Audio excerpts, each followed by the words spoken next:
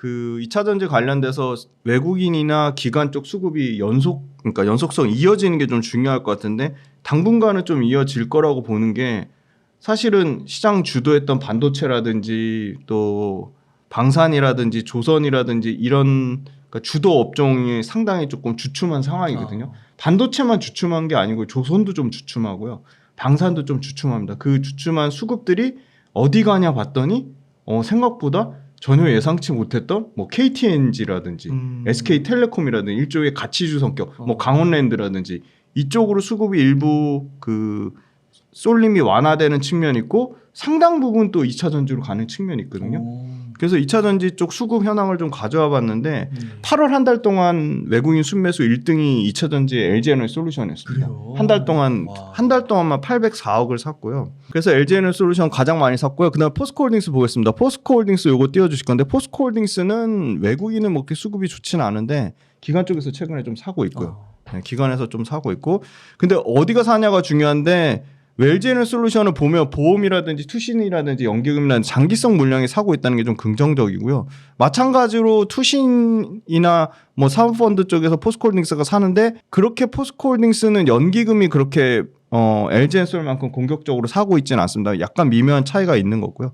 삼성 SDI가 뭐 수급이 셀단에서는 그렇게 좋지는 않은데 삼성 SDI조차도 외국인은 안 사는데 기관은 삽니다. 그래서 기관 쪽에서 뭐 투신, 보험, 연기금 아무튼 이 금융투자 단기 트레이딩성 물량 말고 보험이라든지 뭐 투신이라든지 연기금이라든지 사모펀드 이거 중장기 물량이니까 굉장히 좀 긍정적으로 보고 있고요. 그들이 들어온 거예요? 네, 그들이 들어오고 있는 거예요. 네. 표현이 기가 막힙니다. 진짜 그들이 좀 들어오고 있습니다. 포스코 퓨처엠은 주가 탄력도는 가장 좋은데 아직 수급이 외국인이나 기관 쪽에서 들어온다고 말하기는 좀 어려울 것 같습니다. 포스코 퓨처엠이 조금 애매한 상황이고요. LG화학 외국인이 2조 넘게 팔았거든요.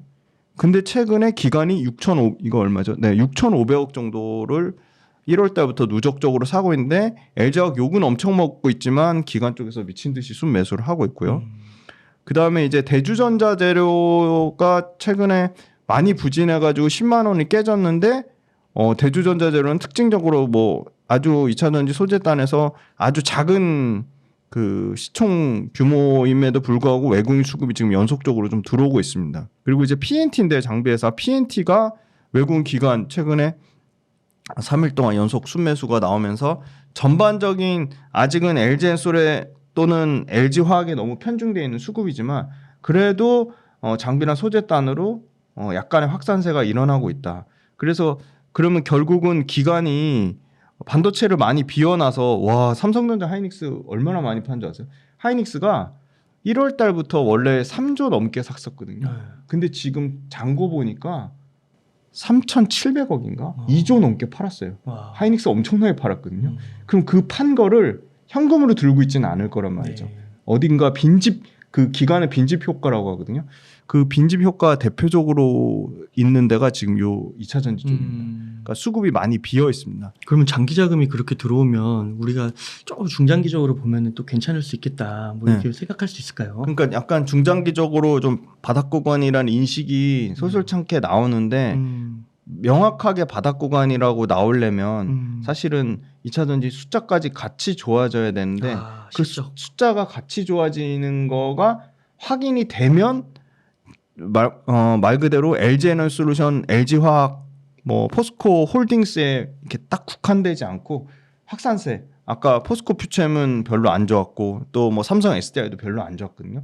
그런 쪽으로 확산세가 좀 일어나지 않을까 그렇게 보고 있고 그럼 그 시기가 언제냐가 궁금하실 건데 그 시기는 사실은 저는 3분기부터는 좀 회복이 될 거라고 봤는데 3분기에는 아직 회복이 안 됐습니다. 근데 그 와중에 3분기에 드라마틱하게 실적 개선이 나오는 업체들이 그래도 있다. 당장 3분기 아니나 다를까 3분기에 가장 LG에너지솔루션이 실적 개선이 좋아질 거라고 딱 판단이 드니까 외국인 수급이 들어온 것 같아요. 그래서 당장 다음 분기에 좋아지는 거는 LG엔솔하고 포스코 퓨처엠 정도가 당장 가장 좋아질 것 같고요. LG화학도 있습니다. 그래서 LG에너지솔루션 같은 경우는 미국 공장 가동률이 올라가고 있습니다. 2분기 때 전체 그 가동률이 57%대까지 떨어졌거든요. 네. 그런데 그럼 3분기에 57%대까지 계속 유지가 되면 말이 안 되는 거고, 그래서 3분기에는 70% 정도 수준까지는 올라오지 않을까. 근데 지금 LG 에너지 솔루션이 첨단 생산세 공제 받는 금액이 점점 계속 늘어나고 있거든요. 왜 혹자는 첨단 생산세 공제를 뺀 영업이익을 말해야 되는데 미국 가서 조 단위로 공장 지은 건데 왜 그걸 빼고 얘기해? 말이 안 되는 거죠. 네. 그것도 엄연히 LG 에너지 솔루션의 이익이니까. 그래서 그 IRA 관련된 첨단 생산세 공제가 올해 2분기보다는 3분기, 3분기보다는 4분기, 그리고 내년에는 2조 넘게 이익이 찍힐 거로 보여요. 첨단 생산세 공제 이익만. 네. 그래서 아무튼 4년 3분기에 예상되는 그 배터리의 일단 물량 늘어나는 거는 보수적으로 잡아서 한 15% 정도 물량이 늘어날 것 같고요. 그게 당연히 실적에 반영될 거고, 가격이 진짜 많이 빠졌거든요. 배터리 가격. 근데 배터리 가격이 빠진 게 더 오르진 않아도 빠진 것만 멈춰도 LG 에너지 솔루션 입장에서는 실적이 회복되는 그림이 나오기 때문에 배터리 가격의 하락세가 멈췄다는 겁니다. 네. 그런데 나중에 질문 주시겠지만 굉장히 전 중요하다고 보는 거는 배터리 가격 빠지는 게 2차 전지 업종에서 절대 부정적인 건 아닙니다. 왜냐하면 신재생 에너지 폭증할 때 신재생 에너지 가격이랑 기초 석유화 가격이랑 비슷해지는 똑같아지는 그 그리디 페리티 구간이 딱 도달하는 순간 신재생이 폭증했거든요. 그러면 지금 휘발유차의 엔진 가격이랑 전기차의 배터리 가격의 그리디 페리티 구간이 지금 점점 오고 있습니다. 물량이 늘어나네요. 그렇죠. 그럼 물량이 엄청나게 늘어날 수밖에 없는 상황인 거죠. 그 폭증하는 구간은 아주 보수적으로 잡으면 25년도 말, 굉장히 합리적으로는 수준으로 잡으면 26년도를 보고 있습니다. 아, 그렇군요. 네. 이미 배터리 가격이 상당 부분 내려와서 내연기관차와 가격적인 경쟁력을 LFP 3원계 양극재 따지지 마시자고, 그냥 순수하게 그냥 3원계 배터리든 LFP 배터리를 쓰든 배터리 자체를 쓴 전기차의 경쟁력이 휘발유차의 가격 경쟁력하고 이 너무 중요한 얘기에서 얼마나 이 원가의 차이가 있냐에 봤을 때 상당 부분 전기차가 싸지면서 많이 내려왔어요. 그러니까 휘발유차의 가격 경쟁력을 이제는 성능 이런 걸 떠나서 가격으로 붙어도 휘발유차랑 한번 해볼만 하게 된 상황이 온 거고, 그게 본격화되는 시점이 아까 말씀드린 25년 말이나 26년 초가 될 거다. 그래서 LG 에너지 솔루션이 일단 스타트를 끊을 것 같고요. 3분기. 전체적인 실적 확산세는 현실적으로는 내년 1분기라고 보고 있습니다. 네, 그리고 이제 LG 에너지 솔루션이 필두로 삼성 SDI까지 같이 좋아지는 그림이 바로 ESS입니다. 근데 사람들이 ESS는 재생에너지가 무조건 설치돼야지만 ESS가 혜택을 받을 거냐고 생각을 하는데, 지금 IRA 그 법안에 따르면 IRA 혜택 대상은 재생에너지랑 연계하지 않고 그냥 ESS만 설치해놔도 IRA 혜택이 됩니다. 그러니까 지금 삼성 SDI가 미국 가서 ESS, 그것도 LFP ESS가 아니라 3원계 NCA ESS를 수주 1조 넘게 받았거든요. 그거 삼성 SDI 입장에서는 이제 내년부터 실적에 반영될 건데, 그게 이제 스타트를 끊었고, LG엔솔도 지금 ESS 관련돼서 엄청나게 지금 미국에서 캐파를 늘리고 있거든요. 다시 본격적으로. 그러니까 결론적으로는 중국 시장한테 뺏겼던 ESS 시장을 다시 되찾아오려고 하고 있고요. ESS 시장이 얼마나 성장하냐면 미국에만 국한되지 않고, 블룸버그 이거 뉴 에너지 파이낸스 여기가 굉장히 전기차하고 ESS 관련된 데이터를 좀 객관적으로 하는 데인데, ESS 시장이 글로벌로 매년 22% 정도 성장을 해가지고요. 2030년에 137기가와트까지 커진다고 하거든요. 그러면 신재생 에너지가 태양광이 9%, 풍력이 7%니까 그거보다 훨씬 압도하는 성장이고요. 전체 글로벌이 지금 22%라고 해놨잖아요. 그럼 미국이 얼마나 성장 나오냐? 미국은 연평균 30%씩 넘게 성장이 나올 거라고 보고 있고요. 배터리하고 ESS 비용이 떨어진다는 거, 그리고 ESS에 LFP 배터리든 NCA 배터리가 들어간다는 사실 자체가 배터리가 ESS에 들어갈 정도로 상당히 가격 경쟁력이 생겼다는 겁니다. 그 ESS에 들어가는 것 자체로 배터리에 가격 경쟁력이 생겼다는 거니까 그러면 LG엔솔이나 삼성 SDI 모두 ESS에서 잘하고 있거든요. 근데 전략적으로 전기차에 집중한 나머지 ESS를 안 한 거고요. 그래서 앞으로 ESS가 커지면 당연히 삼성 SDI가 LG엔솔이 좋아지는 그림이 나올 거고 삼성 SDI, LG엔솔에 들어가는 밸류체인도 전기차라는 캐즘 우려 때문에 잠깐 성장이 둔화된 전기차를 ESS가 좀 벌컥 보존해주지 않을까 그렇게 보고 있습니다. 아, 그렇군요. 그러면 조금 더 기다려봐야 되긴 하겠지만 LG 엔솔과 포스코 쪽에서 먼저 좀 흐름을 잡아주는 네, 거고 맞습니다. 점점 확산이 된다. 네네. 그렇게 하고 또 ESS라는 네네. 또 확산 거기까지도 그렇죠. 밑- 에너지 저장 장치가 LG 엔솔만 좋아지는 게 아니라 삼성 음. SDI까지 같이 좋아지는 그림이기 때문에 네. 중국의 상당 부분 중국이 ESS를 다 지금 시장을 다 뺏어갔거든요. 그 전에는 LG엔솔이나 삼성 SDI가 전기차 집중하기 전에는 먼저 ESS 시장에서 잘했습니다. 네. 근데 전략적으로 전기차를 한 건데 ESS가 이제 돈이 되니까 다시 삼성 SDI나 LG엔솔도 ESS 시장에서 중국의 시장 점유율을 뺏어 오려고 하고 있고 실제 그런 현상이 나오고 있습니다. 네. 그러면 대표님 이렇게 전망을 해주셨는데 요즘에 그 매크로 이슈를 저희가 무시할 수가 없잖아요. 네. 그리고 이제 이게 경기 침체 이슈인데 네. 9월에 이제 FOMC를 앞두고 있고 네. 우리가 이제 금리 인하를 한단 말이죠. 네네네. 그러면은 이 2차 전지 섹터가 네. 이 금리 인하의 수혜주로 좀 주목을 받을 수 있을지 궁금하거든요. 네, 저는 금리 인하 수혜주라고 봅니다. 왜냐하면 사람들이 금리 인하 수혜주하면 다 제약바이오만 생각하시는데 왜 금리 인하 수혜주냐면 2차 전지 회사들은 엄청나게 자본 투자를 하잖아요. 네. 캐펙스 투자를 하잖아요. 조 단위로 들어가는 거잖아요. 거기에 다 지금 금리 다 자본 이자 내고 조달에 있는 들어가는 거. 거 다 이자 금리 내잖아요. 그게 싸진다는 얘기는 자본 조달 비용이 엄청나게 감소한다는 겁니다. 그런데 배터리 업계 입장에서는 금리를 적정 수준을 내리는 게 중요할 것 같고요. 시장에서 예상하는 막 비컷 얘기하잖아요. 네. 비컷이라는 게 0.5bp 이상 0.5포인트 0.5% 이상 내리는 건데 그럼 0.5% 이상 내린다는 금리의 의미는 경기가 진짜 침체구나. 경기 상황이 진짜 안 좋구나.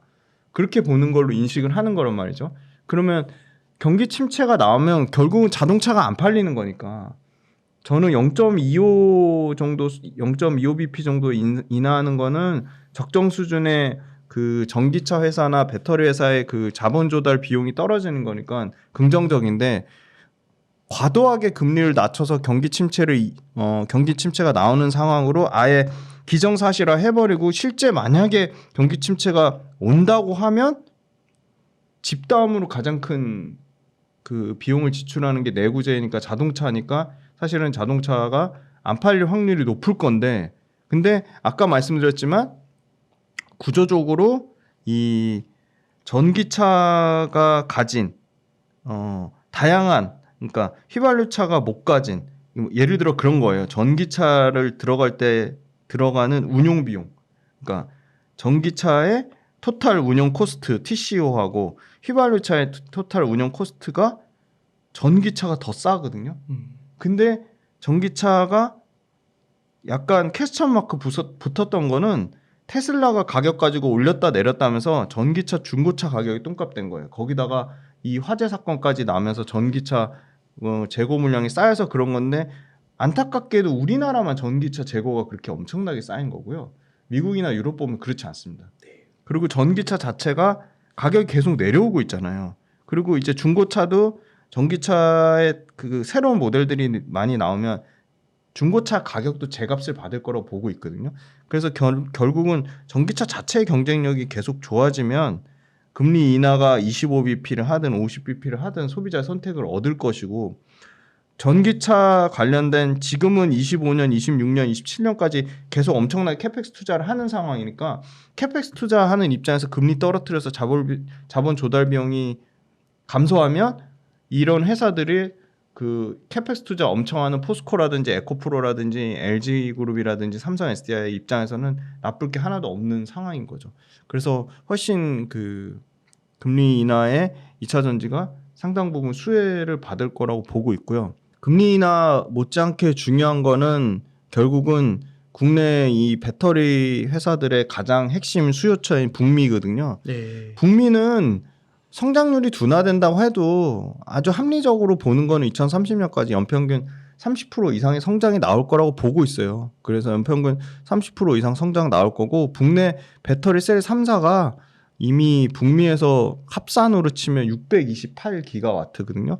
이게 지금 뭐 축소되고 줄어든 것까지 다 고려해서 이 수치를 가져왔는데 628기가와트 중에 싹쓸이에요. 우리나라 그 한국 기업들이 북미에서 58%에서 65% 정도까지 그 시장 점유율을 차지할 거라고 와, 보고요. 그렇게 많이. 엄청나게 차지할 거라고 보고요. 제가 어제 그 흥미로운 그걸 봤는데 기사를 봤는데 이 중국의 강력한 경쟁사라고 할 수 있는 CATL이나 BYD 있잖아요. 네. 근데 요거 표 딱 보시면 딱 명확하게 정리돼요. 요거 한번 표 보여드릴게요. 네. 흥국증권에서 가져왔는데요. 네, 일단 요거부터 볼게요. IEA랑 흥국증권 레포트를 참고했는데요. 전기차 침투율에서 이미 50% 가까이 된 중국은 그리고 이미 20%가 넘은 유럽은 침투율이 급격하게 둔화된다는 거거든요. 둔화된다는 거니까 그만큼 목에 찬 거라는 겁니다. 성장할 여력이 많이 남아있지 않다는 거. 특히 중국은 요거 38%를 넘었습니다. 지금 40 몇 프로가 되는 거니까 중국은 유럽 요것도 산업자료에서 갖고 온 거 산업자료 연구원에서 갖고 온 자료인데 중국은 유럽이고 한국 미국 중심으로 공격적 증설을 한다고 했죠. 그런데 유럽 시장조차 중국이 다 못 뺏어가요. 왜냐? 만만치 않게 아까 628기가와트의 절반 이상이 넘는 아까 얼마였죠? 358인가? 358기가와트 정도 수준에 이미 우리가 캐펙스를 엄청나게 유럽에도 지어놓은 거죠. 네. 지어놓은 거고 그리고 유럽에 이번에 벤츠가 화재 사건 터지면서 BMW랑 아우디랑 폭스바겐이랑 스텔란티스가 이거 중국산 배터리 썼다가 이거 회사 무너지겠는데? X 되겠구나. 이거 회사 진짜 말 그대로 X 되겠는데? 딱 감 잡은 거예요. 아차 싶은 거예요. 뜨거운 거예요. 그러니까 이번에 진짜 재미난 게 딱 화재 나오자마자 가장 자신 있게 발표한 게 아우디가 우리는 100% 다 국산 배터리 씁니다. 현대기아차도 죄송하지만 우리 코나 그거 전 모델 빼고는 다 지금 현대기아도 국산 배터리 씁니다. BMW 우리는 다 고가형은 다 삼성 SDI만 쓰고요. 아주 저가 일부 차종만 CATL 거 씁니다. 이렇게 밝혔거든요. 그러니까 온 우주의 기운이 배터리 업체를 좀 도와주고 있다. 그렇게 보고 있고 아까 무슨 얘기를 해드리려고 했냐면 이겁니다. CATL하고 BYD가 마치 유럽하고 미국에서 LG 엔솔 못지않게 엄청나게 공격적으로 증설하는 것처럼 보이지만 CATL의 유의미한 성과를 이거 너무 중요한 표예요. CATL이 유의미한 성과를 내는 지역은 어디다? 북미하고 유럽이 아니라 중국하고 신흥국이라는 거예요. 네. 그러니까 중국은 우리의 시장이 아닙니다. 100% 다 자국산을 쓰잖아요. 신흥국인데 신흥국은 우리의 타겟 대상이 아니에요. 그러니까 여기 보시면 CATL의 지역별 시장 점유율에서 올라가는 거는 중국이고요. 그 다음에 기타 지역 신흥국입니다. 동남아 이런 동남아에 네, 맞아요. 유럽하고 미국은 꺾이고 있어요. 계속 꺾여요. 그렇구나. 그런데 지금 유럽하고 미국에서 탈중국화 플러스 뭐 하죠? 엄청난 관세 때리기를 하잖아요. 유럽도 상계 관세 19%에서 39%, 그렇고. 캐나다 100% 관세 때리잖아요. 그러면 그나마 있던 가격 경쟁력까지 잊혀지는 겁니다. 그리고 두 번째는 캐펙스 투자를 CATL이나 BYD가 공격적으로 할래야 할 수가 없는 상황이고 공격적으로 했다 쳐요. 그 공장 가동률 잡고 그 공장 가동률 잡았는데 수율 얼만큼 나올 거고 그러면 유럽에서 북미에서 그 높은 인건비와 그 높은 전력비를 감당할 수 있는 상황이 중국 업체들이 과연 얼마나 이 캐펙스 투자에 대한 레퍼런스를 가져갈 거냐 저는 그건 굉장히 퀘스천 마크라고 보고요. 마치 유럽에 나가는 거는 이미 유럽에 있는 완성차 회사들은 합작으로 하는 아니면 중국에서 만들어서 갖다 파는 그런 형태거든요. 근데 유럽도 그렇고 미국도 그렇고 다 그러잖아요. 핵심은 이거예요. 너네 우리 공장 만들어서 우리나라 사람 인력 써서 하라는 건데 그게 안 되고 있거든요. 근데 우리는 엄청나게 이미 유럽하고 미국에 적자 봐가면서 이미 진출했기 때문에 이게 굉장히 큰 의미가 있다고 보고 있고요. 그렇게 강조하는 중국의 그 LFP 배터리하고 NCM 배터리의 스프레드, 요건 ICC 자료인데요. ICC하고 흥국증권 자료인데요. 스프레드 가격이 계속 낮은 수준을 유지하고 있다는 겁니다. 그 말은 무슨 말이냐? LFP 가격 요거 점선에 있는 거 LFP 가격 떨어진 만큼 NCM, NCA 배터리도 엄청 가격이 싸졌다는 겁니다.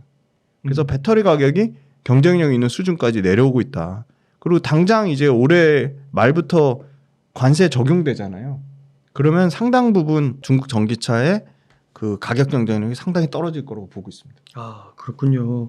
그 북미랑 캐나다랑 유럽 얘기하셔가지고 그래서 그런가 많은 그 증권사들이 네네. 보고서에서 전해액을 되게 네네네. 집중을 하는 것 맞아요, 같더라고요. 맞아요. 전해액 쪽에 이제 IRA 네네네. 혜택도 있고 관세 혜택도 있고 네네. 그래서 전해액을 눈여겨보는 만들이 많은데 이거 조금 더 구체적으로 조금 설명해 주실 수 있을까요? 그 전액은 사람으로 치면 혈액 같은 거예요. 그러니까 굉장히 중요한 이동 통로인 거죠. 네. 이동 통로인데 이 리튬 이온 자체의 이동 통로입니다. 그래서 사람으로 치면 혈액 같은 존재고 배터리 원가로 치면 9% 정도니까 사실은 배터리 원가의 양극재가 40%고 양극재를 뺀 음극재, 분리막, 전액은 비슷해요. 10%에서 15% 정도 수준이니까 배터리 원가에서 엄청나게 중요한 소재라고 말하기는 어렵죠. 근데 배터리의 핵심 4대 소재 중에 하나긴 합니다. 전액이. 네. 그리고 이거 재미난 게 배터리 개발사가 가장 먼저 정하는 소재가 이 전해액이라고 합니다. 그래서 왜 그러냐?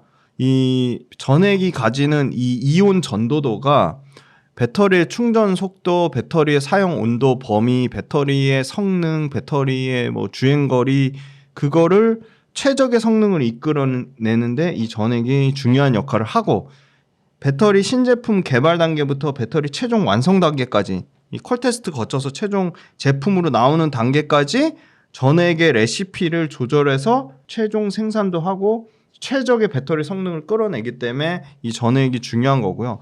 배터리의 전액은 용매, 전해질염, 첨가제로 구성이 되는데 전액이 첫 번째는 유통기한이 짧습니다. 유통기한이 3개월에서 6개월인데 최대 6개월이니까 6개월까지 가면 전액이 성분이 변하거나 어떤 문제가 생기는 거니까 3개월 안에 이동을 해야 되는데 운송을 해야 되는데 운송비가 만만치 않고요. 운송비가 이제 대용량으로 이제 2만 리터 이상씩 대용량으로 하니까 운송비가 무지막지하게 들고 그리고 전액 자체가 특수 저장 용기에 보관을 해야 되거든요. 특수 저장 용기 값도 만만치 않게 비싸고 그러니까 그냥 운반해서 이동하는 것만으로도 그냥 코스트가 깎아먹는 거예요. 그래서 배터리의 생산지, 원래 배터리 생산지에 가장 가까운데 이 전액이 위치해야 되는데 이 엔캠이라는 국내 대표적인 1등 전액 업체가 모든 K배터리 생산 거점 최단 거리에 다 위치가 돼 있으니까 엔캠이 사실 주목을 받은 거고요. 두 번째는 전액에 들어가는 핵심 소재가 리튬염인데 국내 후성이라는 업체 빼고는 나머지는 전부 중국산 리튬염을 쓰거든요.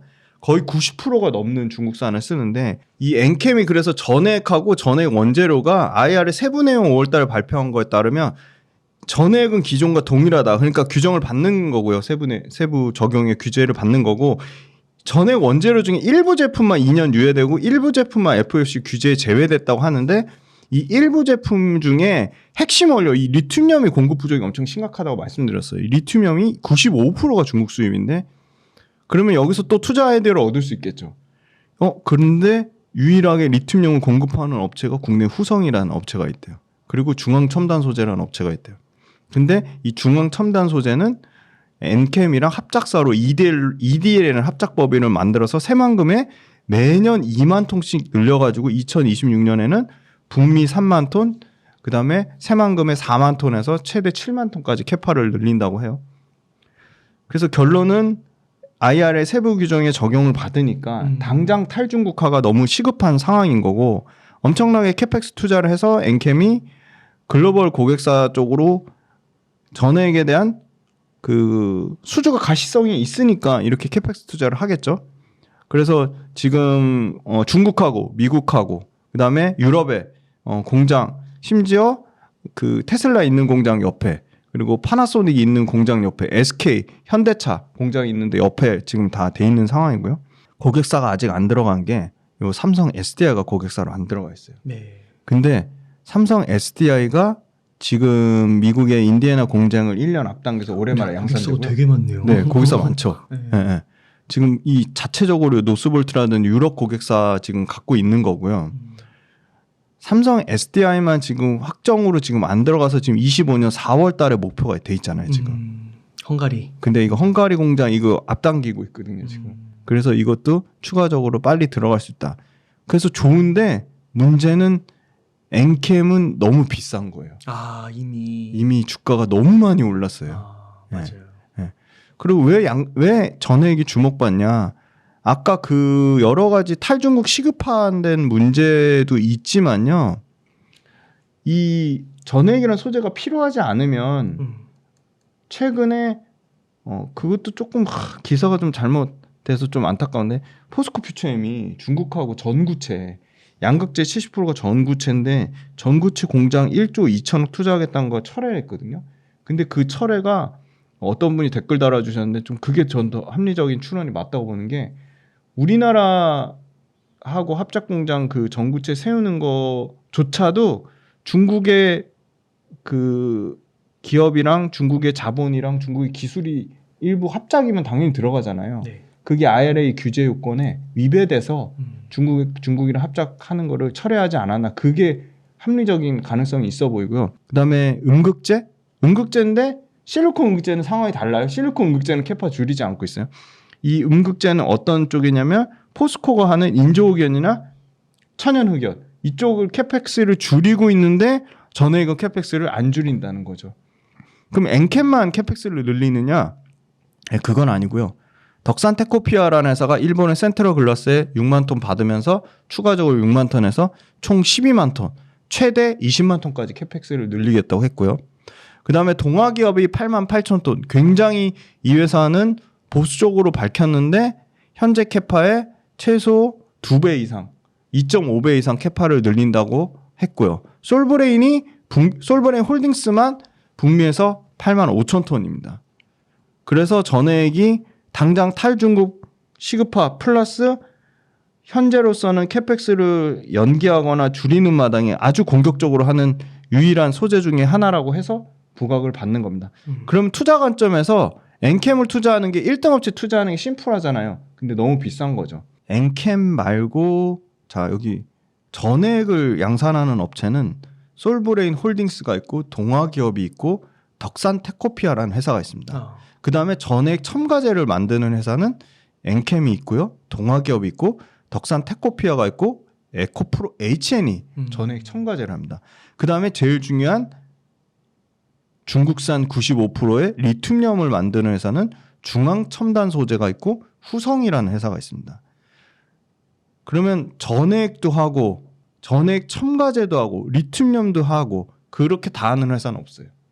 그래서 엔캠이 리튬염을 하는 중앙첨단 소재를 EDL이라는 합작법인으로 완전한 수직 밸류체인을 하려고 하는 거고요. 그러면 투자자 입장에서 전액 중요한 건 알겠어. 그러면 전액 관련된 회사를 투자하고 싶다. 그러면 역발상의 관점에서 엔캠을 투자하는 게 아니라 밸류에이션 부담이 없는 저 같으면 솔브레인 홀딩스나 동아기업을 할 것 같아요. 왜냐? 솔브레인 홀딩스는 전액만 하는 게 아니고 반도체도 하거든요. 2차 전지랑 반도체 모멘텀을 같이 갖고 있는 거예요. 네. 그러니까 2차 전지가 좀 깨져도 반도체가 좀 안정하게 캐시카우로 받쳐주는 역할을 할 수 있고요. 동아기업은 전액도 하고 건자재도 합니다. 근데 전액 비중이 아직 건자재보다 낮아요. 전액이 지금 막 미친 듯이 올라오면서 건자재하고 비슷한 수준으로 가려고 하는 회사예요. 근데 엔캠처럼 그렇게 공격적으로 하진 않아요. 근데 저는 동아기업이 더 엔캠보다 매력적으로 보는 이유는 엔캠이 동아기업 사실한 얘기가 아니고 절대 추천 아닙니다. 그냥 참고로 어떻게 투자 아이디어 접근하는지 말씀드릴게요. 엔캠은 그때 저희 왜 우리 LG그룹이랑 포스코그룹이랑 할 때 영업활동 현금 이름이나 부채 비율이나 이런 거 봤잖아요. 그게 너무 중요해서 왜냐면 캐펙스 투자를 하려면 돈이 있어야 되는데 회사가 돈이 없으면 결국은 은행에 손을 빌려야 되는 상황이었잖아요. 자, 엔캠을 보시면 작년 기준으로 836억이거든요. 영업활동 현금으로. 네. 플러스 전환됐죠. 올해도 만약에 작년 정도 수준까지 30억 정도 영업이익 내고 채권 발행한 거 거기서 자본 조달이 되면 영업활동 현금 흐름이 이 정도 수준 나오지 않을까 그렇게 보는데 다른 기업들하고 비교해 보시면 아까 동아기업하고 솔브레인 홀딩스 말씀드렸잖아요. 비교가 안 돼요. 1,700억, 3,100억 이렇게 영업활동 현금 흐름이. 네. 그리고 부채 비율도 보시면 126%대잖아요. 엔캠 부채 비율은 그러니까 굉장히 불안한 거죠.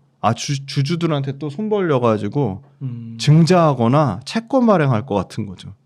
부채 비율 200%가 넘어가요. 전액이라는 투자 물론 엔캠이 굉장히 주가가 탄력적으로 움직여가지고 관심을 가질 수도 있는데 PER로 치면 올해 예를 들어 시가총액이 지금 많이 내려왔어요. 많이 내려왔음에도 불구하고 3조 5천억이거든요. PER 보수적으로 잡아서 뭐 20배 잡아도 1,500억 그쵸 1,500억 정도고 나야 되는 거예요. 근데 작년에 30억인데 그럼 500배가 이익이 늘어나야 되는데 현실적으로 불가능하죠. 그러면 동아기업 물론 동아기업은 지금 자회사 동아일렉트로라이트가 지금 하는데 이런 회사는 지금 영업이 워낙 건자재 시장이 안 좋았잖아요.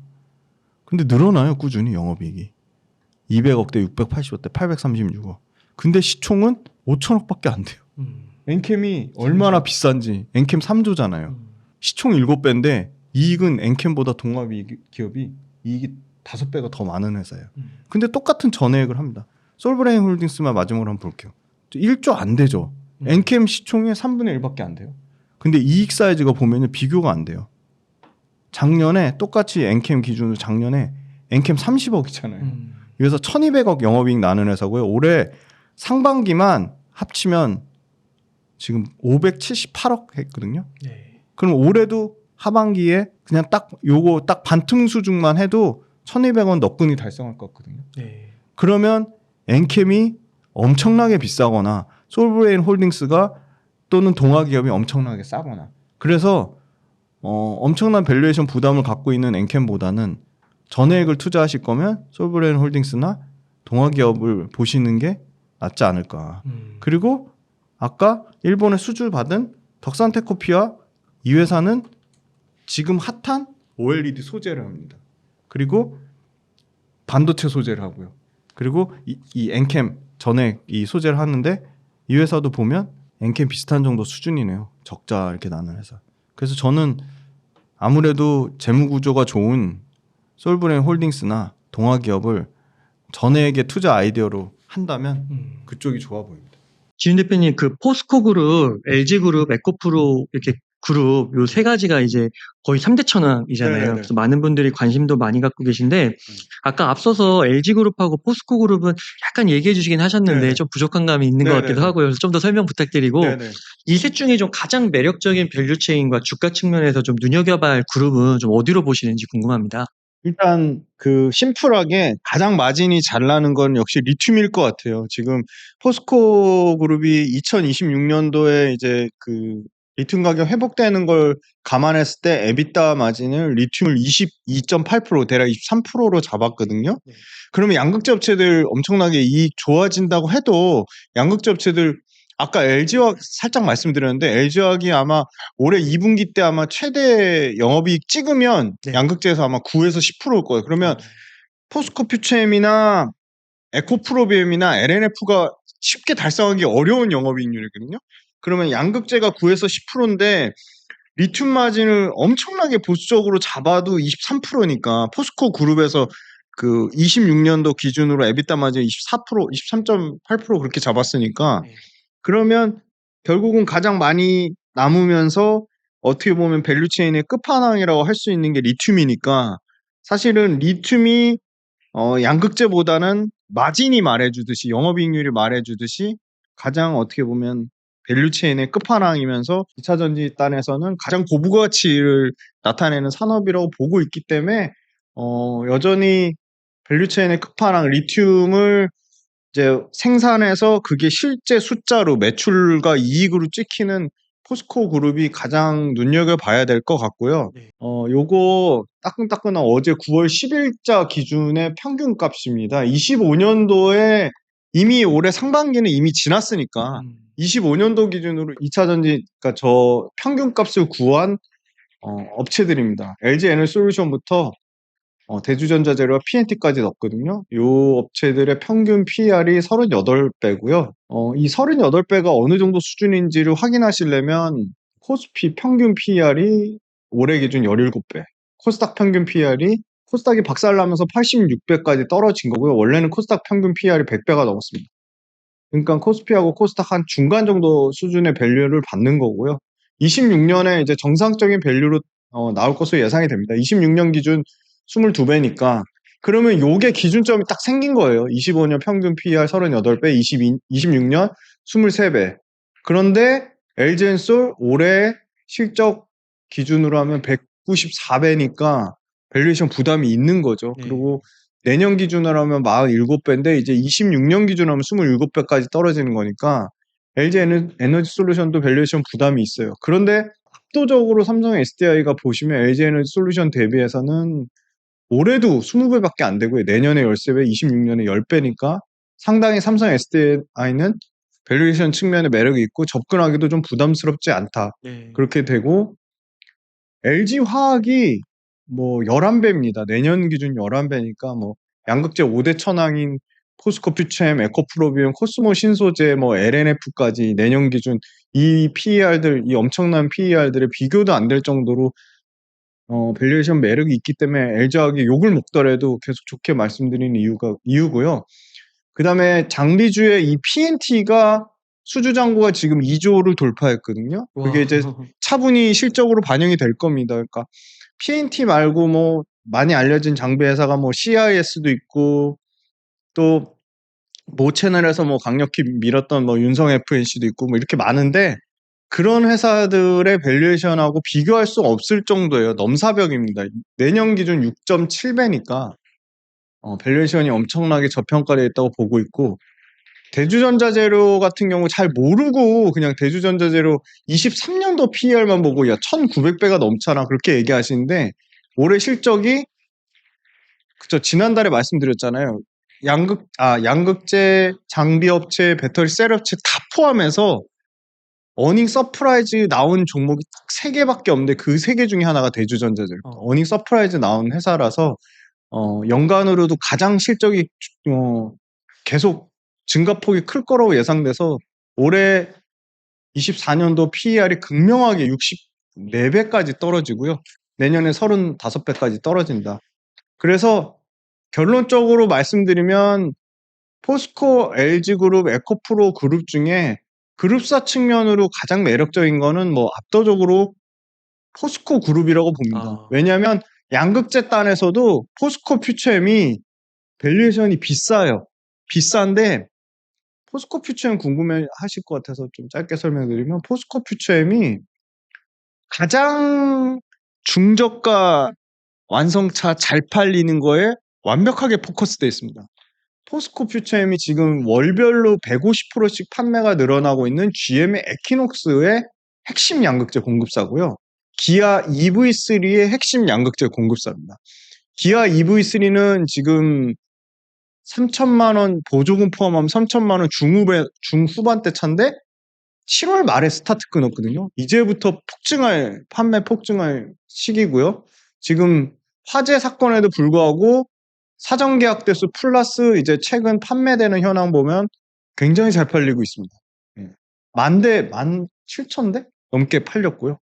캐스퍼가 이거 나오자마자 지금 3,000대 이상 팔렸고요. 지금 캐스퍼 EV가 지금 판매 호조세가 이어지고 있고 그리고 주력 고객사 지금 GM이 연간 가이던스를 계속 낮춰서 20만 대에서 20만 5천 대인데 이제 더 이상은 안 낮추는 것 같아요. 이게 GM 전기차가 재고 부담이 있었는데 GM이 월간 이제 2만 대씩 팔아야 25만 대잖아요. 지금 GM이 지금 7월 달에 2만 2천 대, 8월 달에 14,000 대? 그 정도에서 평균값 한 14,000에서 16,000대를 유지를 하고 있으니까 그렇게 GM 가이던스가 더 떨어지지 않는 한 상당히 그래 보이고요. 연간으로 판매량이 양극재 5대 천왕 중에 두 군데만 판매량이 제일 올해 작년에도 힘들었지만 올해 더 힘들 거라고 계속 얘기했는데 올해도 20% 성장 나오는 데는 포스코 퓨처엠, LG화학 두 군데밖에 없습니다. LNF, 에코프로비엠, 코스모 신소재 모두 올해 연간으로 판매량이 마이너스 찍을 거로 보이고요. 물론 포스코 퓨처엠도 연초에 예상한 거는 40% 이상의 판매 성장을 예상했는데 그거에 반뚝 깎인 절반 반토막 난 20%지만 판매량 성장이 나온다는 거고요. 그리고 발빠르게 양극재 캐파를 줄였죠. 그래서 현실적으로는 26년에 포스코 퓨처엠이 초창기에 말한 거는 55만 톤을 예상했는데 현실적으로 39만 5천 톤을 나타냈습니다. 그런데 요 26년 39만 5천 톤은 지금 요런 에키녹스나 EV3나 캐스퍼 중저가 차종에 가장 포커스가 잘 된 차거든요. 심지어 포스코 퓨처엠이 이제 포드 쪽하고도 굉장히 주도 면밀하게 긴밀하게 협업을 하는 걸로 알고 있습니다. 그래서 포드나 지금 최근에 그 LG 에너지 솔루션이 받은 일본차 도요타나 혼다 이쪽 물량도 워낙 LG 엔솔의 아주 강력한 양극재 공급 그 처기 때문에 LG 에너지 솔루션이 수주받는 거 LG화학에 40% 떼주고 남으면 나머지 60% 가져갈 만한 데가 포스코 퓨처엠이나 코스모 신소재밖에 없는데 코스모 신소재는 캐파가 안 돼요. 좋은데. 그리고 코스모 신소재는 중저가 차종에 아직 들어갈 만큼 이 레퍼런스나 품질이나 양산 수율이나 이런 게 검증이 안 된 거죠. 그래서 선택의 폭이 없어요. 그래서 중저가 차종이 잘 팔리면 잘 팔릴수록 쉽게 말하면 가장 최대 수혜는 포스코 퓨처엠이라고 보고 있습니다. 그리고 포스코 퓨처엠이 잘하는 게 단결적 양극재입니다.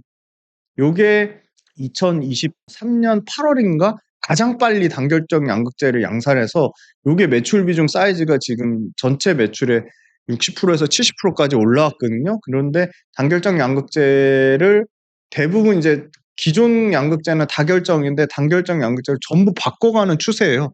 그거는 포스코 퓨처엠만 해당되는 건 아니고 에코프로비엠이나 LG화학도 다 해당이 되고 LNF 마찬가지고요.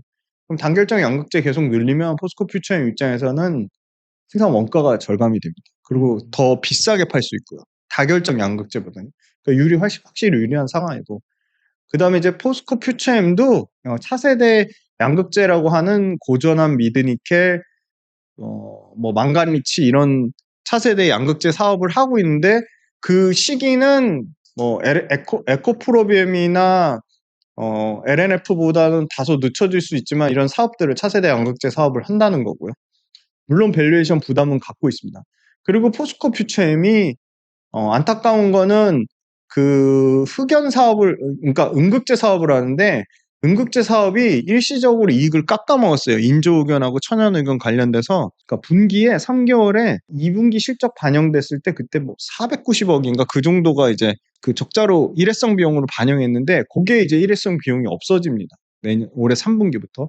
그래서 포스코 퓨처엠도 그 음극재가 마이너스로 깎아먹는 것만 플러스까지는 안 돼도 0으로 떨어지면 이익이 급격하게 개선될 확률이 높다고 보고 있고요. 그리고 포스코 퓨처엠 말고 지금 LG 에너지 솔루션이 3분기부터 가장 먼저 실적이 좋아질 거라고 보는데요. 유럽 고객사 재고 수요가 좀 줄어들면서 중대형 전지 쪽, 그러니까 유럽 배터리 물량도 좀 늘어나는 추세로 보고 있습니다.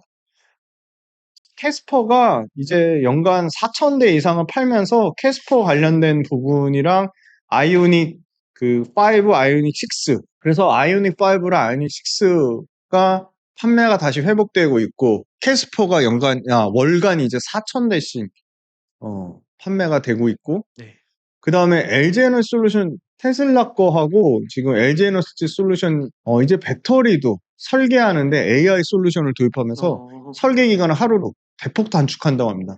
그럼 이게 무슨 말이냐? 인건비랑 원가가 엄청나게 절감된다는 거예요. 굉장히 획기적인 거죠. 아마 배터리 설계하는데 LG 에너지 솔루션이 아마 최초로 AI 솔루션을 도입하는 걸로 알고 있고요. 굉장히 재밌고 그다음에 두 번째는 시장에서 엄청나게 우려하는 전기차 화재 그걸 어떻게 줄일 거냐 BMS의 답이 있습니다. BMS, 배터리 매니지먼트 시스템 약자인데요. 원격으로 배터리 상태를 사전에 제어하거나 조율하는 겁니다. 그러니까 아예 원천 차단하는 거예요. 근데 이 BMS 관련돼서는 LG에너지 솔루션 R&D 컨트롤 최고 기술 책임자가 CTO가 직접 총괄하고요. 이미 10만 대 이상의 이 전기차 백데이터를 갖고 있습니다. 데이터의 양으로도 뭐 압도적인 원탑이고요. 안전진단 소프트웨어 관련돼서 BMS 진단 솔루션만 7,000개 이상의 특허를 보유하고 있습니다. 이 수치가 어느 정도냐면 중국의 약 1.3배고요. 어, 일본의 2.5배입니다. 그게 이제 우리나라 배터리 셀 업체에 관련돼서 BMS 솔루션은 당연히 LG엔솔만 있는 게 아니라 삼성 SDI나 SK온도 있겠죠. 네. 그런데 삼성 SDI나 SK온을 다 합치면 일본 업체 2.5배, 중국 업체 1.3배고요. 이 BMS 관련된 소프트웨어하고 BMS 관련된 특허는 LG엔솔 전 세계에서 가장 압도적으로 1등입니다.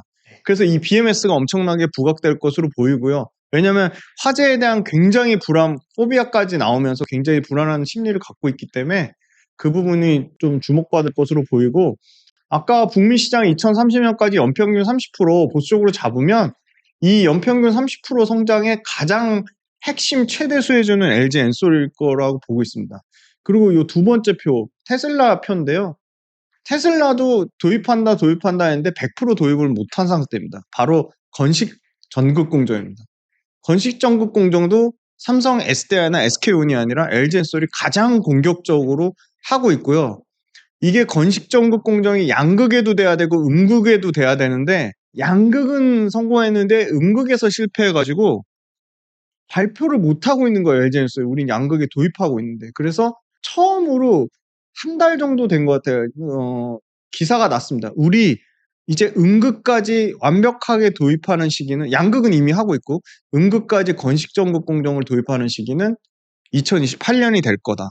근데 그렇게 LG엔솔이 공격적으로 발표하는 거를 가장 두려워하는 게 테슬라입니다. 그러니까 그 말은 테슬라가 유일하게 생산 공정이라든지 기술력이라든지 레퍼런스에서 파나소닉이란 또 그 일본 배터리사를 양분하고 있잖아요. LG엔솔이 3분의 1, 파나소닉이 뭐 조금 더 많은 뭐 3분의 1.5, 나머지가 CATL 배터리를 테슬라가 경쟁시키듯 쓰듯이, 근데 파나소닉에 대한 언급보다 LG엔솔에 대한 언급을 일론 머스크가 직접적으로 언급한 내용이 있습니다.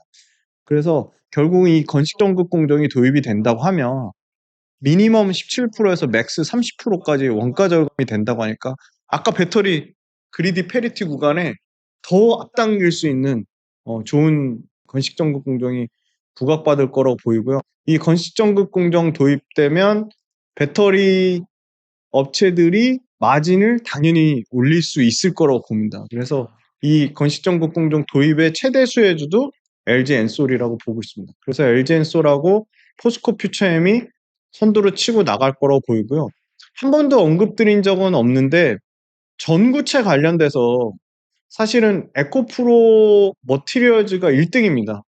2027년 기준으로 21만 톤에 지금 심지어 에코프로 BM 양극재 출하량 27년 71만 톤, 분명히 이거 나올 거다. 그러니까 출하량 감소하는 게 시그널이 나올 거라고 했는데 아직 안 나오고 있는데, 포스코 퓨처엠, LG화학, LNF 다 줄였기 때문에 에코프로 BM만 뭐 특별한 고객사가 있지 않는 한 줄일 가능성이 높은데, 아까 보셨잖아요. 아까 유일하게 캐파를 줄이지 않고 있는 게 바로 엔캠 같은 전해액 업체인데, 여기도 마찬가지예요. 전구체도 중국 전구체 의존도가 80%가 넘습니다.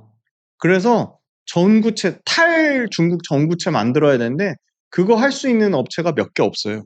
일본 업체하고 국내 업체인데, 국내 업체 중에는 뭐 압도적으로 에코프로 머티리얼즈가 1등이고, 에코프로 머티리얼즈는 다만 밸류에이션 부담이 있습니다.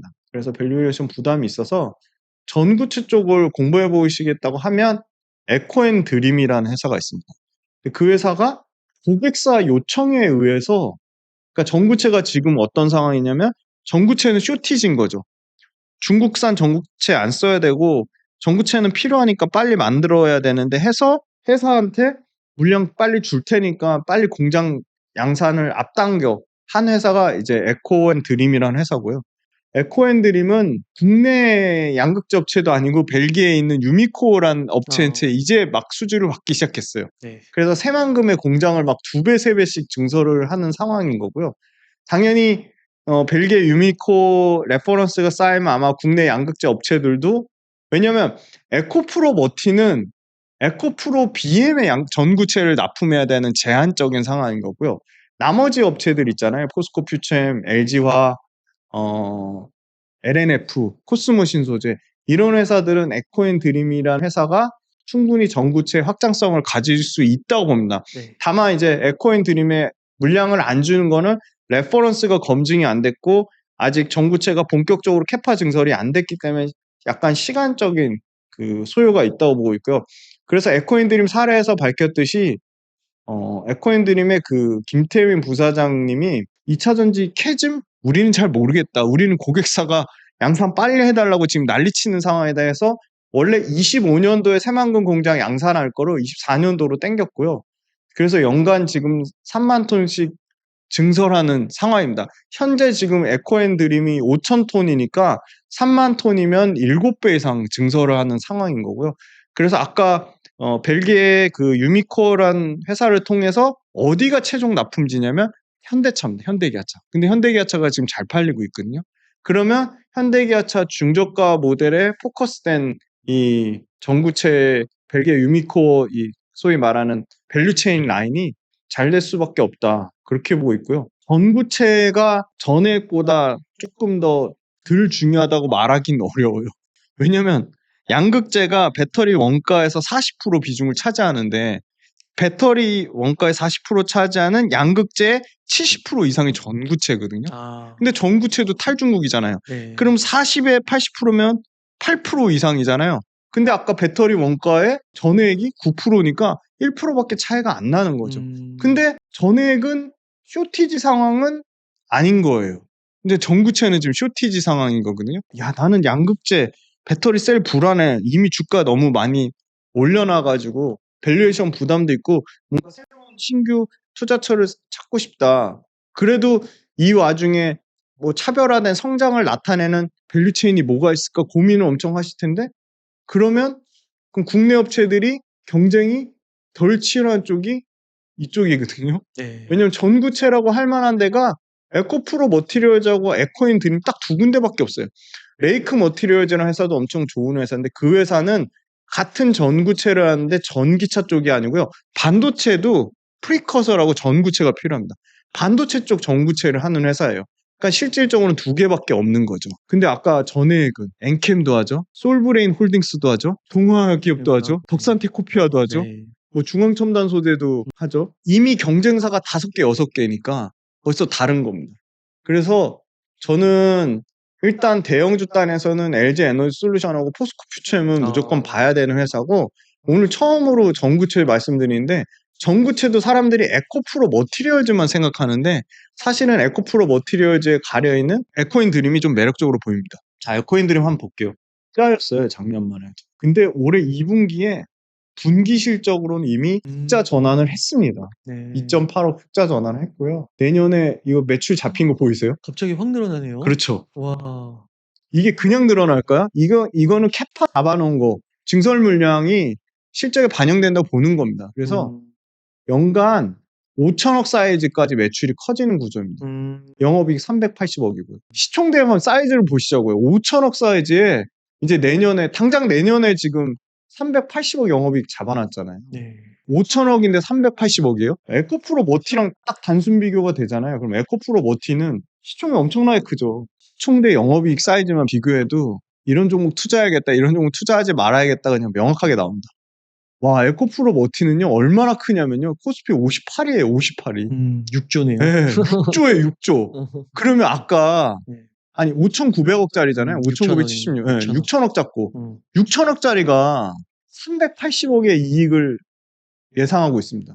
그러면 6조면 최소한 그거 10배인 3,800억의 이익을 내야 정상이잖아요. 그럼 에코프로 머티리얼즈 내년 추정치가 3,800억이 나온다고 치면 에코프로 머티는 적정한 수준의 밸류를 받는 거죠. 근데 보세요. 2분기까지 누적해서 167억 적자예요. 작년에 88억이고요. 심지어 최고 맥스 이익 찍었을 때가 390억이에요. 10배가 그러면 더 필요한데.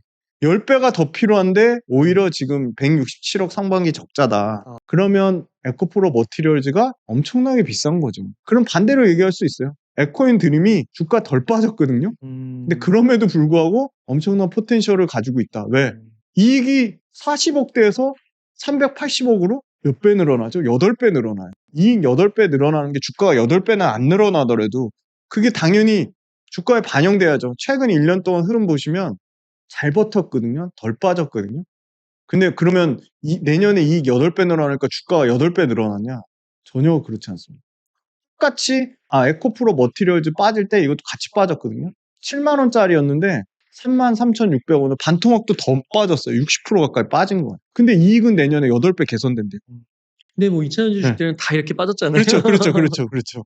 네. 그래서 사람들이 전액 엄청 관심 받으면서 전액 얘기하는데 아까 경쟁 구도나 앞으로 이익 늘어나는 사이즈를 봤을 때 저는 이 전구체 쪽이 거기도 전액도 탈 중국 심각한 상황이지만 여기도 만만치 않게 탈 중국이 심각한 상황이다. 근데 경쟁 강도는 이쪽이 더 훨씬 약하다. 그 말은 이 몇 개 업체, 중국 업체, 에코인드림, 에코프로 머티가 독점하는 구조인데 오히려 시가총액은 6천억밖에 안 되는 이 에코인드림이 이익의 그 늘어나는 성장 속도나 밸류에이션 훨씬 부담이 없다. 그래서 저는 전구체도 관심을 가져볼 만하다고 보고 있습니다. 그 최근에 네. 트럼프랑 해리스랑 토론도 하고요. 네네네. 근데 해리스가 생각보다 토론을 잘했다고 하더라고요. 네네네, 맞아요. 어제 나왔죠. 네, 그러면은 해리스가 만약에 네. 당선이 된다 하면 네네. 2차전지 주식에 호재로 작용하는 게 맞을까요? 맞아요. 지금 해리스 후보가 앞서고 있고 네. 해리스 후보가 앞선다는 언론 그 기사 훨씬 더 많으니까 그럼 해리스가 되면 당연히 IRA와 AMPC 첨단 제조 생산 세액 공제의 보조금 수혜 가식성이 4년에서 8년으로 최대 맥스 8년치까지 확보가 되는 거니까 상당히 긍정적이라고 보고 있고요. 해리스가 안 되더라도 계속 말씀드리지만 일론 머스크가 완전히 이제 정치적 성향을 띠면서 트럼프 쪽 지지를 밝혔잖아요. 그런 측면으로 보면 트럼프가 돼도 전기차 관련돼서 이 법안을 완전히 뒤집기는 어려운 상황이고 물론 얼마든지 IRA 법안을 세부 사항을 축소하거나 수정하거나 변경할 수는 있지만 그걸 뒤집기는 어려운 상황인 게 왜 이 미국에 지금 25년도부터 국내 기업 주도로 국내 기업이라면 LG에너지솔루션, 삼성 SDI, SK온 주도로 미국 배터리 공급량을 폭발적으로 증가합니다. 근데 이 미국 배터리 공급량을 미국 현지에 공장 지어서 증설하는 거잖아요. 네. 그러면 미국은 배터리를 만드는 업체가 있나요? 없죠. 테슬라가 자체로 잘 네. 만드나요? 혹시? 테슬라가 자체적으로 만든다고 하는데 못 만들어가지고 계속 아. LG엔솔한테 손 벌리잖아요. 네. 트럼프가 돼서 이 상황을 갈아엎어 한들 이렇게 많은 2차 전지 생산 캐파를 감당할 수 있는 업체가 국내밖에 없는 겁니다. 보시면 500기가와트시가 넘어요. 그럼 이 500기가와트시라는 얘기는 미국에서 생산되는 전기차의 3분의 1 이상이 이 국내에서 만들어내는 캐파에 의존한다는 거고요. 최근에 파나소닉이 배터리 테슬라에 들어가는 거 거의 90% 의존하는 회사인데 계속 제가 매달 데이터 말씀드리는데 매달 데이터에서 마이너스 20% 많게는 30%씩 빠지는 거예요. 알고 봤더니 테슬라에 집중 납품하는 파나소닉이 야 미국 연평균 30% 성장 못해. 미국 15% 되면 잘하는 거 하고 아주 물론 그들만의 전략인지는 모르겠지만 미국에 대해서 아주 부정적으로 얘기하면서 미국 물량을 싹 빼서 자기네들 혼다나 토요타 물량을 대고 있거든요 지금. 그럼 그 물량을 중국이 가져가냐? 전혀 아니죠. 그래서 지금 LG엔솔이 미국에서 7월달 데이터가 8월달 데이터가 아직 집계가 안 돼서 8월 데이터 나오면 제가 이제 9월 말에 또 나오니까 그때 싹 8월 최신 업데이트 데이터 말씀드릴게요. 근데 일단 7월 달 거 기준으로 캐즘 얘기하지만 LG엔솔의 7월 달 미국에서 배터리 출하량이 파나소닉 물량을 점점 많이 뺏고 있는 것을 보여요. 그래서 61.7%인가 60%가 넘게 출하량이 늘어났어요. 근데 반대로 파나소닉은 마이너스 22%인가 23%인가 줄었고요. CATL도 미국에서 줄었습니다. 그래서 미국에서 CATL이 많이 또 치고 올라온 측면이 있었는데 CATL하고 LG엔솔의 격차가 더 벌어졌고요. 7월 달 데이터 기준으로. 요거 흥국증권 요거 레포트 어제 거예요. 이거 따끈따끈하니까 요거 찾아서 꼭 보시고요. 잘 썼어요. 요 흥국증권 레포트 그럼 요약해줘. 그럼 요약해 드릴게요. 핵심은 뭐냐? 네. 배터리 아무나 만들 수 있는 거 아니다. 그거 핵심이고요. 배터리 만들어서 완성차 업체가 가져가려면 엄청난 기술적 레퍼런스와 품질에 대한 검증, 그 다음에 고객사가 오케이 해줘야 되고 그게 수율까지 이어지고 배터리의 안정성까지 보장돼야 된다. 그러면 그거를 뭘로 검증할 수 있냐? 엄청난 양의 캐펙스 투자로 검증할 수 있는데 캐펙스 투자는 중국이 미국이든 유럽이든 우리나라 업체의 게임이 안 된다는 겁니다. 그래서 배터리 업체들 좀 많이 응원해 주셨으면 좋겠고요. 자, 이 프라이스 페리티 이거 아까 설명드린 그 딱 그거예요. 네. 전기차와 일반 휘발유차의 가격이 격차가 점점 줄어들어서 25년 말에서 26년 초로 넘어가는 구간에는 전기차가 휘발유차 가격보다 더 싸진다는 얘기입니다.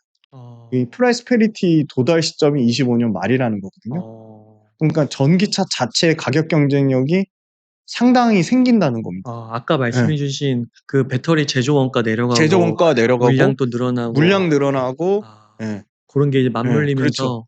배터리 자체의 가격도 떨어지는 거죠. 그러면 전기차의 프라이스 페리티가 도달한다는 거고요. 그러면 전기차 아까 토탈 코스트 그 오퍼레이션 TCO 비용이 중고차 가격이 왔다 갔다 하는 거 테슬라 때문에 왔다 갔다 망가뜨린 거 빼고는 전기차를 유지하는 비용이 휘발유차랑 비교가 안 될 정도로 월등히 싸기 때문에 그러면 이제 정상적으로 전기차가 중고차 값만 제 가격을 받는다면 이 전기차 자체의 가격 메리트가 상당히 올라가는 거고 유지비나 운영했을 때 만족도가 높기 때문에 점점 이 전기차에 대한 확산은 더 커질 거라고 보고 있습니다. 배터리 수요 전기차 보수적으로 잡았지만 16.6%지만 이 ESS 관련돼서도 연간 27.5%, 28%의 성장을 잡고 있어요. 근데 ESS 시장에서 다시 LG엔솔과 삼성 SDI가 중국 거를 빼앗고 있다. 그래서 이 ESS가 어떻게 보면 굉장히 큰 트리거가 될 수 있다고 보고 있고요. 중국 전기자전거 화재 때문에 60여 명이 전기자전거요? 왜 최근에 또 얘네 무슨 그 차도 막 산발 차, 그거 자동차 그것도 불나고 막 불났잖아요. 그래서 CATL 그 회장이 밝혔어요. 우리 생각보다 이 기술과 관련돼서는 더 기술적으로 보완하고 주의할 필요가 있다. 중국 CATL 회장이 밝혔고요. 그리고 CATL 화재가 안 나느냐? CATL이 많이 장착된 차가 상하이 자동차, 중국 상하이 자동차가 아이온이란 모델이에요. 1년에 연초에 불나고 연말에 또 불나가지고 2번 연속으로 불난 상황이 있고요. 여론 악화, 그러니까 전기차 포비아에도 불구하고 이거 보세요. 구글 트렌드에 따르면 키워드로 EV가 계속적으로 꾸준히 우상향하면서 증가하고 있습니다. 우리나라만 유독 이 전기차 화재에 대해서 부정적인 여론을 쏟아내고 있지만 글로벌적으로는 이런 상황이다. 그러면은 전기차 시장이 조금 이제 잘 안 나간다는 게 이제 캐즘 얘기를 많이 하잖아요. 그러면 김지윤 대표님께서는 좀 우리가 조금 중장기적으로 본다면 캐즘 극복은 할 수 있다고 보시는 건가요? 네, 캐즘 극복은 결국은 탈탄소 친환경으로 간 큰 대의명제가 바뀌지 않고요. 물론 휘발유차를 100% 대체할 수는 없겠죠. 왜 전고체 배터리도 마치 전고체 배터리가 나오면 리튬이온 배터리가 다 없어지는 것처럼 그렇게 얘기하시는데 그런 상황은 전혀 아닌 거고요. 상당 부분 휘발유차의 60% 70% 이상이 전기차로 바뀔 상황은 분명한 사실인 거고요. 그리고 휘발유차가 안 바뀌면 엄청난 양의 이 탈탄소 친환경 관련된 그 벌금을 내야 되는 상황인 거고요. 그리고 전기차 자체가 기존에는 확산이 될 수가 없었던 거가 전기차 자체가 소비자의 선택을 얻을 만한 선택의 폭이 넓지 않았던 거죠. 그러니까 매력적인 전기차가 없었던 거죠. 그래서 이 전기차 자체가 가격이 떨어지면서 가격적인 매력도 생기고 신규 전기차들이 엄청나게 쏟아지면 캐즘은 분명히 극복할 수 있을 거라 보고요. 굉장히 부정적으로 얘기하는 부분은 이 전기차 관련돼서 국내 업체들이 중국의 점유율을 많이 빼앗길 거라는 거고 국내 업체들이 생산 관련돼서 이익을 많이 못 낼 거다. 국내 업체들이 실질적으로는 이 마진이나 아까 중국하고 경쟁률을 보면 삼성 SDI는 헝가리의 비중이 77%고요. SK온은 의외로 또 중국이 비중이 77%고요. LG엔솔은 폴란드하고 미국이 5.4%거든요. 그러니까 그 얘기는 무슨 말이냐면 우리나라 비중은 10% 언더입니다. 해외에서 이미 이 레포트에 어떻게 보면 요약을 말씀드린 것처럼 이미 생산 캐파를 자국에서 유럽에서 또는 미국에서 생산 캐파를 이미 증설을 해서 양산하는 과정이 올해 내년 초까지 이미 임박해 있기 때문에 그러니까 우리나라 업체를 대체할 만한 명확한 대체제가 현실적으로는 지금 없다고 보고 있고요. 요거 산업자료연구원과 흥국증권 리서치센터인데요. 배터리 공장 자체가 대형화가 돼야 되거든요. 그러면 생산 능력도 일정 수준 이상의 생산 캐파가 있어야 되고요. 물론 조 단위로 돈이 들어. 그다음에 공장 수도 특정 기가와트시 여기서 보시면 30기가와트시 이상이 돼야 됩니다. 근데 게임이 안 돼요. 30기가와트시 우리나라는 전체 캐파의 67%까지 올라가고요. 중국은 46%입니다. 중국이 엄청나게 성장한다고 잡았을 때 46%거든요. 그럼 중국은 지금 25%대고 우리는 60%예요. 이미 우린 60%예요. 여기서 6, 7% 늘어나야 되고요. 중국은 25%에서 20% 이상 늘어나야 돼요. 네. 그러니까 30기가와트 이상을 당연히 미국하고 유럽에서 원하는데 이 엄청난 공장 대형화의 생산 캐파 그리고 공장 수 이거 두 개를 중국이 쉽게 맞출 수 있을까? 공장 캐파를 엄청나게 지어놔요. 그러면 LG에너지솔루션은 1조 넘게 손실을 보면서 그 양산 수율을 잡았거든요. 농담으로 유럽에서 물 조건만 달라져도 배터리 수율이 안 나온다 그렇게 얘기하는데 그걸 이미 맞춰 놓은 거죠. 유럽하고 미국에. 근데 중국이 아까 충격적인 데이터가 CATL이 1등인데 압도적인 1등인데 CATL조차도 북미나 유럽에 공격적으로 캐파 증설하는 게 아니라 신흥국 동남아시아라 자기네 중국에서 그냥 계속 맞아요. 1등 놀이만 하고 있는 오히려 거잖아요. 줄어들고 있죠. 네, 오히려 줄어들고 있잖아요. 그 상황이 더 벌어지면 더 벌어졌지 줄어들진 않을 거고 이 굉장히 중요한 거라고 봅니다. 이 생산 능력과 공장 수를 이미 엄청나게 벌려놨기 때문에 내년에 중국이 30기가와트짜리 공장을 46%까지 캐파를 올린다고 해도 이 캐파 격차 벌어지는 거는 최소한 30% 이상이라고 보고요. 중국 거 관련돼서 이번에 화재 사건 때문에 더 이게 좀 보수적으로 수치가 좀 조정되지 않을까 저는 그렇게 보고 있습니다. 지은 대표님 오늘도 이렇게 좋은 리포트들 또 소개해 주셔서 너무 감사하고 좋은 내용들 또 미디어에서 쉽게 접하지 못하는 맞아요, 네. 정리들 이렇게 깔끔하게 해주셔가지고 알기 쉽게 설명해 주셔서 너무 감사의 말씀드립니다. 저희 끝으로 저희 웅달책방 시청자분들을 위한 한 말씀 부탁드리겠습니다. 2차 전지 관련돼서 굉장히 많이 힘드실 거라고 생각이 듭니다. 그런데 주식 투자가 꼭 2차 전지가 아니더라도 주식 투자가 원래 힘든 거고요. 주식 투자 관련돼서 이 가격이 오르고 내리고 그 변동성을 감내하실 수 없다면 주식 투자를 안 하시는 게 맞고요. 주가 떨어지니까 어떻게든 핑곗거리를 찾으려고 하고 내가 선택한 거에 대해서 자꾸 남한테 남 탓으로 돌리고 뭐 다른 분들 뭐 상당히 욕하거나 그런데 그 선택에 대한 온전한 책임은 자기가 있는 거고요. 그리고 뭐 결과론적으로 얘기하는 걸로 들리실 수 있지만 제가 지금 올해 횟수로 딱 이제 19년 차인데 19년 동안 저도 뭐 깡통도 2번 차봤고 해봤지만 40% 50% 빠지는 거 이거 특별한 거 아닙니다, 사실은. 주식 갖고 있으면 40% 50% 그렇게 빠지는 경우가 종종 오래 투자하시다 보면 많이 생깁니다. 그래서 멘탈 관리 좀 하셨으면 좋겠고, 상황이 지금 반도체는 버틸 줄 알았는데 반도체 고점 대비 50%, 30, 40% 가까이 빠지죠. 그 다음에 최근에 그렇게 잘 나가던 조선주 주춤하죠. 방산 또 주춤하죠. 그러니까 2차전지 말고 다른 거 갈아탔더니 또 다른 거에서 또 까먹네. 그러네요. 이렇게 생각하실 것 같아서 지금 이 순환매도 굉장히 속도가 빨라졌고요. 종목별로 투자 관련돼서 쉽게 이제 반도체가 좋으니까 반도체로 갈아타야지.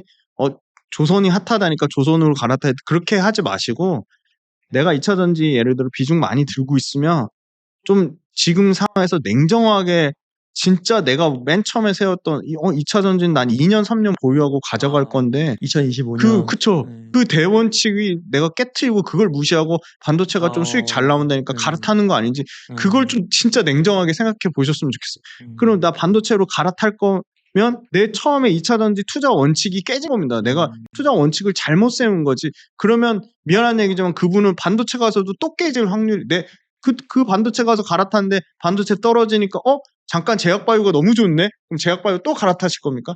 그래서 그 내 투자 원칙과 투자 전략과 기준을 세우는 작업을 하시고 지금은 2차전지만 안 좋은 게 아니라 전체적으로 시장이 안 좋으니까 이때 한번 저도 나와서 계속 말씀드릴 거예요. 메가 트렌드가 뭐가 될지 로봇이 될지 아니면 진짜 제약바이오가 될지 그 메가 트렌드에 대해서 심각하게 자료 서치 손품파하시고 공부하시고 저는 공부만이 살 길이라고 믿고 있습니다. 네. 감사합니다.